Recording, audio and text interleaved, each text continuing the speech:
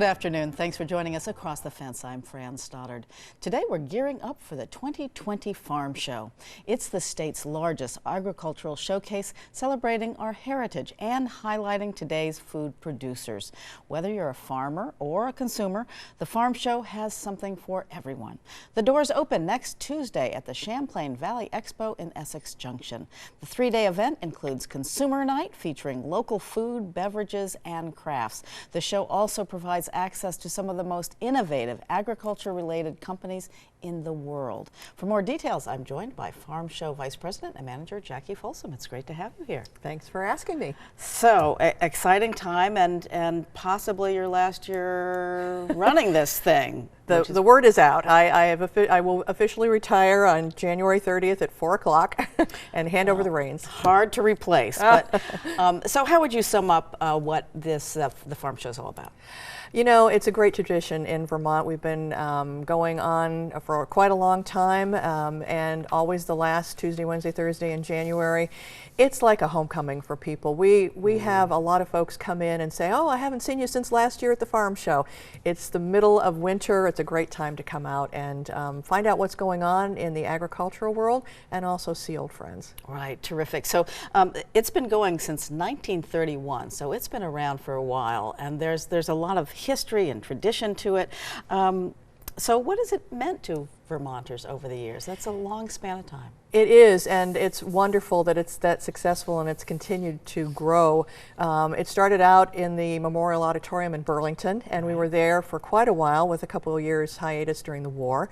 We moved to Barry in the 50s, I believe, and we really outgrew that facility. We needed more space. It was a little disjointed having things in two different areas. So the move to Essex Junction was great. Everything is on flat floors, free parking, free admission, lots of parking. So all 3 days are free? All 3 days, free admission, free parking. We do ask for a donation to the Chittenden County Food Bank. We have a table set up, so if people would like to bring in food, we'd love to accept it for them. Okay, so you know, like most industries or businesses, agriculture requires a lot of support infrastructure. They need supply stores, veterinarians, feed dealers. So tell us about some of the vendors who are there to. Well, we have all those, plus. Yes. I think the interesting thing is we have one whole row that's dedicated to University of Vermont Extension. So there are 7 booths right there, and we also offer one booth where the 4-H kids come in and do demos during the time. So it's kind of fun for them to have that experience. Yeah. We also have a row that's nothing but USDA groups. So NRCS is there, Farm Service Agency, the Fish and Wildlife Department. So people that are interested in those kind of things can go right down that line. We have a lot of lenders that are there, 2 or 3 lenders. We also have insurance companies. This year we've got a couple folks that are looking to help you invest any money that you might have laying around. So something different, something available for folks who are dairy farmers, for vegetable farmers, big or small, come on in. Right, and a lot of innovation and products, so this is really the place to be, to cover all those bases and the things that you don't necessarily look at all the time, like insurance, but there they are, and you can take care of that. There they are, that's right. So Consumer Night is very popular at the Farm Show, of course, and this year it's on Wednesday, the 29th. Tell us some of the highlights of Consumer Night. Well, one of the big things I'd like to highlight is the fact that there will be hours that will be changed for our side. So the Vermont Farm Show itself, which is in the 2 Miller buildings where all the exhibitors are, will be closing at 5:30 because our vendors want to go see what's happening next door. Yeah. So you will be able to still come in and wander through the exhibits up until 5:30. At that point, our doors will close. Consumer Night runs from 4 o'clock till 7 o'clock, and it starts off with a winter farmers market. So there are lots of neat things to come in and sample and to purchase. And while that's going on, they set up to do the Capital Cook-Off. So tell us about the Capital Cook-Off. This is an amazing event. Well, this has been going on quite a while. The Agency of Agriculture hosts it, and it's kind of a fun event that's supposed to be friendly competition between the House Ag Committee, the Senate Ag Committee, and the Agency of Ag. So each of those groups have 3 or 4 people that come in, and some of them practice all year, and some of them get chefs to come in and work with them. So it's friendly in a tough way, and they all have a great time. There's a secret ingredient that is revealed at the point where they are ready to start cooking. Nobody knows what it is, and so in years past it's been fish. Last year it was, I think it was eggs. It's been goat.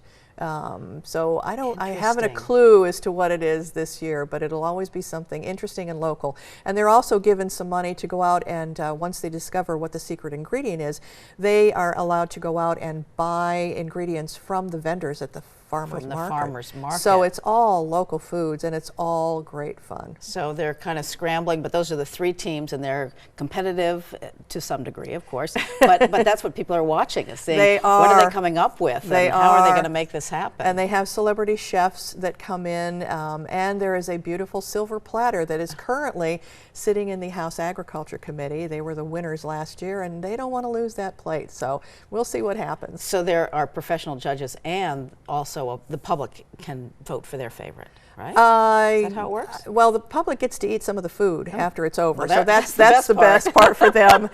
So it's always interesting to see what recipes they come up with. Right. So it's a lot of fun, and it's also an opportunity for consumers to try new foods, but it's also really important for the producers and the processors. So tell us a little bit about that end of things. Well, at the consumer night, they are promoting their wares. So I think they have about 50 farmers that come in, farmers and producers, and they're allowed to sample to the public and to sell. So they've had soups and ice cream and cheese and wines and beers and all sorts of different foods, soaps and different types of articles that they make, but it all has to be local. Right, of course. This is all happening next week at the annual farm show. We want to make sure that people know where this is. It starts Tuesday, the 28th at the Champlain Valley Expo in Essex Junction. For more information, including the full schedule of events, you can go online at vtfarmshow.com. That's vtfarmshow.com. So I was looking at the current guide. That's everything is online, right? And saw a number of professional organizations and associations that meet there. Of course, the beekeepers, the Christmas tree growers, sheep and goat farmers, to name a few. Talk to us about the diversity of agriculture producers in the state and why that's so important. Well, you know, dairy has been our cornerstone for years, and when the show first started, it was due to the dairy farmers and to the maple producers, and those were the big two for many, many years. But it's interesting, the beekeepers have one of the best attended meetings that I have ever seen. They get over almost 250 people that come to that meeting on Tuesday, and it's quite interesting and exciting to see all the buzz, if you will, that goes on around that industry, because it's something that people with a small backyard can do as far as having beehives, and it's a really educational piece for the kids. So the diversity is really important, because people are really trying to figure out how to use their land to the best advantage, how to make a little money doing it, and how to make sure that they're keeping the land open. So the diversification of agriculture has really become something that we're watching quite closely at the farm show, and trying to figure out how we can get different vendors in to support that, so that consumers who might not have a connection to farming can come in and learn about it. We have many, many ag organizations that display at the fair, and so everyone's available to come in and talk to those folks and find out something that they may not realize they could do on their own, in their backyard, right. Or farmers, value added. That's kind of things. That's right. So also UVM researchers will be there. They'll be holding focus group, I believe, about adapting to climate change and how to do that. Can you Yes, so that will be happening on Wednesday. Meredith Niles from UVM is having three focus groups. You have to pre-register, so you need to go to our website and find her email. And there's also a stipend if you come in. They're going to be doing 3 of them, and they can get about 12 farmers in at a time. So this is going to look at the tools that she's discovered are out there to work on climate change adaptability, and to ask these farmers if there's anything more that they know that's out there, or what else they might need. So it's really an exciting opportunity based on weather issues that we're having. Fantastic. And speaking of that, you're really pushing that there are these innovators that are going to be there. Anyone you want to spotlight, or do you feel that this comes every year? You really find something new to share with farmers? The farm show has had challenges with finding vendors this year because of the challenges in the agricultural industry. And I've lost some folks that have been there for quite a while, and so the new people that are coming in, for example, the Intervale is exhibiting for the first time this year. We've always had, one year we had actually 3 robotic milkers that came in. This year we have none, but we have two of those same companies coming back with new things to promote, and everybody should come and in particular look at the Lely exhibit. Last year they had their robotic milker, but they also had a barn cam. So they had a little spot set up where you could go in and sit on a hay bale and watch cows being milked in a remote location in Franklin County, which is fun. This year they're doing something totally different, and I don't want to spill the beans on it, but everybody needs to come in and find the Lely exhibit. Okay. And by everybody, you really mean everybody. Consumers, farmers, anybody. Yeah. Please come in. We have a great time at the farm show. If you're not a farmer, you can learn about farming. Kids in particular love to jump on the big machinery and honk the horns. We hear that all the time. The 4-H robotic team will be there demonstrating periodically throughout the show. So that's always fun to see those running around. And the farm show is also an opportunity, of course, to celebrate significant farming achievements. And in the past, you know, including the Vermont Dairy Farm of the Year will be recognized. And of course, Cabot, the last year's winner was from Cabot, right?